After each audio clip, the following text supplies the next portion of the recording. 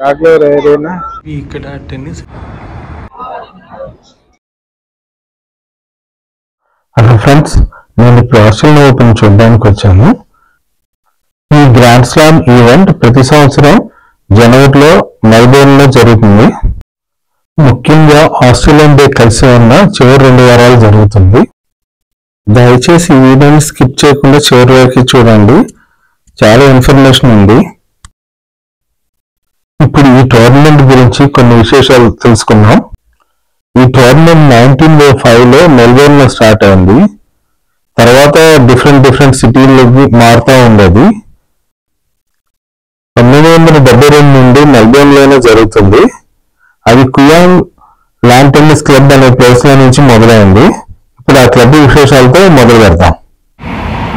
మనం ఇప్పుడు కుయాంగ్ tennis club దగ్గర ఉన్నాం. ఇది మెల్బోర్న్లోనే పెద్ద క్లబ్. ఇందులో జాయిన్ ఉంటే 5 to 6 years వెయిటింగ్ లిస్ట్ ఉందంట. పదండి మరి లోపలికి వెళ్దాం. టోటల్గా ఈ క్లబ్లో 26 కోర్ట్స్ ఉన్నాయి. ఇవన్నీ కోర్ట్స్, అన్ని గ్రాస్ కోర్ట్స్ ఉన్నాయి ఇక్కడ.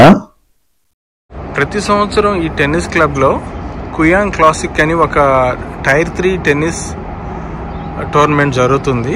ఆ టోర్నమెంట్ని చాలామంది ప్లేయర్స్ ఆస్ట్రేలియన్ ఓపెన్ టెన్నిస్కి ప్రాక్టీస్ లాగా వాడుతూ ఉంటారు.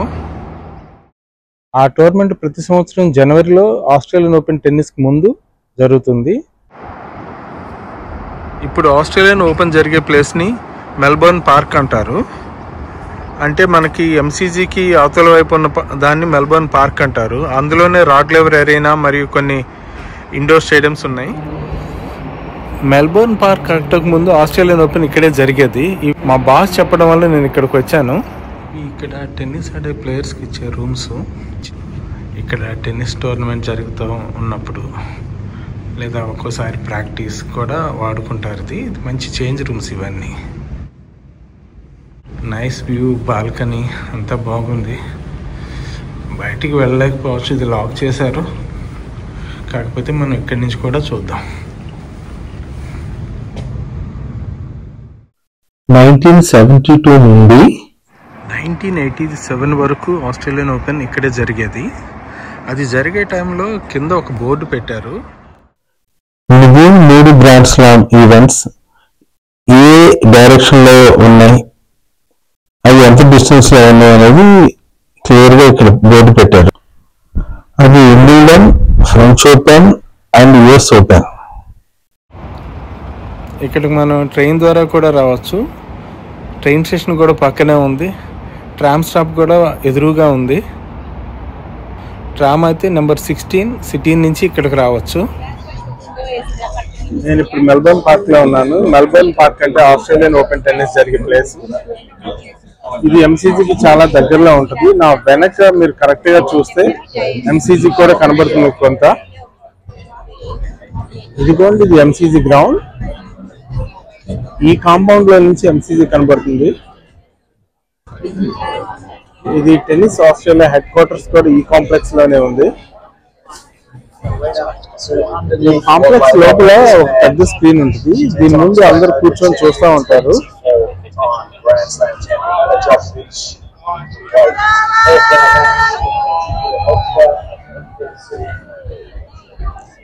టోటల్ గా ఈ కాంప్లెక్స్ లో 39 కోర్ట్స్ ఉంటాయి. 33 హార్డ్ కోర్ట్స్, 6 గ్రాస్ కోర్ట్స్. ఈ కాంప్లెక్స్ లో 1988 నుంచి టెన్నిస్ మ్యాచెస్ జరుగుతున్నాయి. దీనికి ముందు ఎక్కడ జరుగుతాయో మీకు ఇంతకు ముందు ఆల్రెడీ చెప్పాను. ఈ కాంప్లెక్స్ లో రాడ్లెవర్ ఏరినా ముఖ్యమైనది మరియు అన్నిటికన్నా పెద్దది కూడా. దాని తర్వాత ముఖ్యమైనది జాన్ కేన్ ఎరీనా, తర్వాత మార్గరెట్ కోర్ట్ ఎరీనా,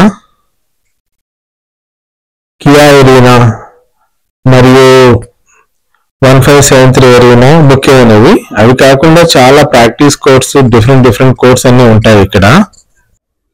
ఈ కాంప్లెక్స్ లో ఉన్న మెయిన్ స్టేడియం ఇదే. అన్ని ఇంపార్టెంట్ మ్యాచెస్ అన్ని ఇక్కడే జరుగుతాయి.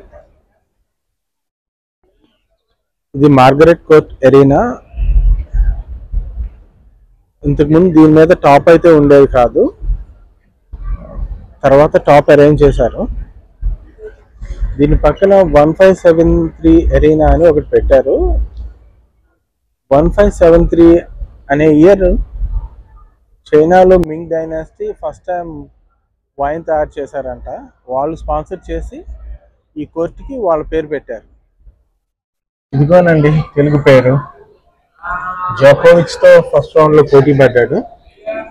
ఇక్కడ మ్యాచెస్ ఎలా జరుగుతాయి, ఆ ప్రోగ్రెషన్ ఎలా ఉంటుంది, తర్వాత ఆ ఫైనల్కి ఎలా వస్తారు అనేది మాత్రం చాలా డీటెయిల్డ్గా ఉంది. ఇది ఎప్పుడు అప్డేట్ చేస్తూ ఉంటారు. ఎవరు గెలిచారు అనేది నెక్స్ట్ రౌండ్ ప్లేస్లో వాళ్ళ నేమ్ స్టిక్ చేస్తారు. ఫర్ ఎగ్జాంపుల్కి వీళ్ళిద్దరి మధ్య జరిగిన మ్యాచ్లో ఇతను గెలిచాడు, ఇతను నెక్స్ట్ రౌండ్కి వచ్చాడు. ఇక్కడ జాకోవిచ్ వచ్చాడు. వీళ్ళిద్దరికి జరిగిన వాళ్ళు నెక్స్ట్ క్వార్టర్ ఫైనల్స్లో ఉంటారు. ఈ రెండు ఆస్ట్రేలియన్ ఓపెన్ గెలిచిన వాళ్ళకి ఇచ్చే ట్రోఫీలు. వీటిని ఆస్ట్రేలియన్ మేడ్ సిల్వర్ తో తయారు చేస్తారు. ఒక్కో దాని వెయిట్ దాదాపుగా 10 కిలోలు ఉంటుంది.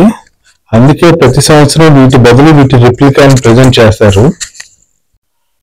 మగవాళ్ళకి ఇచ్చే ట్రోఫీ ఇలా ఉంటుంది. ఈ ట్రోఫీ నార్మన్ బ్రూక్ ట్రోఫీ అంటారు. నార్మన్ బ్రూక్ అనే ఆయన మాజీ ప్లేయర్. ఆయన గౌరవార్థం ఈ ట్రోఫీకి ఆయన పేరు ఇచ్చారు. ఆడవాళ్ళకి ఇచ్చే ట్రోఫీ ఇలా ఉంటుంది. ఈ ట్రోఫీని డాఫ్నే అకుర్స్ట్ అనే పేరుతో ఇస్తారు. ఆమె ఆస్ట్రేలియన్ మాజీ ప్లేయర్. తను 29 years కి చనిపోయింది. తన గౌరవార్థం ఈ ట్రోఫీని ఆమె పేరుతో పిలుస్తారు. చూడండి ఇక్కడ గ్రాండ్ స్లామ్ ఓవల్ అని ఉంది. వెనక రాగ్లెవర్ ఎరీనా, తర్వాత కియా అరీనా, అది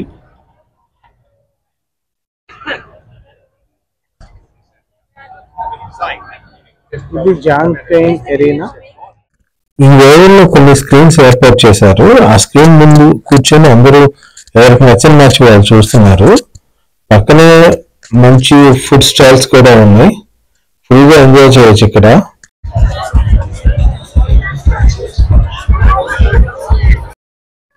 మేజర్ ప్లేయర్స్ ఆడే ప్రతి మ్యాచ్, ప్రతి వెన్యూ చాలా బిజీగా ఉంది. అన్నీ హౌస్ఫుల్ అయిపోయి అవన్నీ అడ్వాన్స్గా టికెట్ తీసుకోవాల్సింది.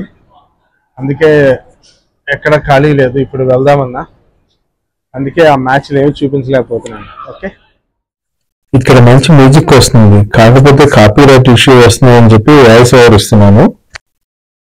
ఇక్కడ మీకు ఒక ముఖ్యమైన విషయం చెప్పాలి. నేను స్టూడెంట్గా ఉన్న 2 years తర్వాత సంవత్సరం ఆస్ట్రేలియన్ ఓపెన్కి వర్క్ చేశాను. 2 weeks వర్క్ చేస్తే మీకు ఒక టైం ఫీజు వస్తుంది. ఫస్ట్ ఇయర్ ఈ కాంప్లెక్స్ లోనే వర్క్ చేశాను. ఇప్పుడే ఒక మ్యాచ్ చూసానండి 1573 ఎరీనాలో మిక్స్డ్ డబుల్స్. కానీ అందులో మగవాళ్ళు అరౌండ్ 200 km స్పీడ్తో సర్వ్ చేస్తున్నారు. మన ప్లేయర్స్ ఎక్కువ చేస్తారు. మంచి మ్యాచ్ అయిపోయింది, అందరం వెళ్తున్నాం. ఇక్కడ మరికొన్ని కోర్స్ మీకు చూపిస్తున్నాను. ఈ కోర్స్ని ప్రాక్టీస్ కోర్స్గా వాడతారు. కొన్ని కోర్సులు జూనియర్ బాయ్స్ కోసం, కొన్ని క్వాలిఫైయింగ్ రౌండ్స్ కోసం వాడుతూ ఉంటారు. ఇక్కడ నుంచి చూస్తే జాన్ కేర్న్ ఎరీనా,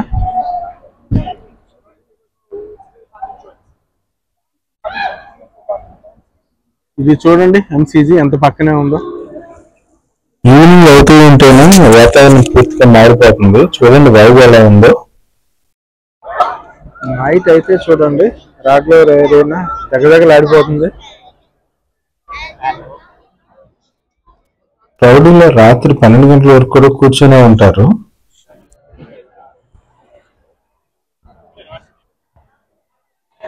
వీళ్ళదండి ఈ ల్యాండ్.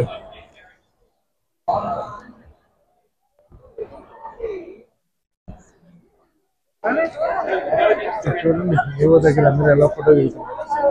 మెల్బోర్న్ సిటీకి వెళ్ళడానికి ఫ్రీ ట్రాము, అందుకే విపరీతంగా నిండిపోయింది. చూడండి. మీ అందరికి ఈ వీడియో నచ్చింది అనుకుంటున్నాను.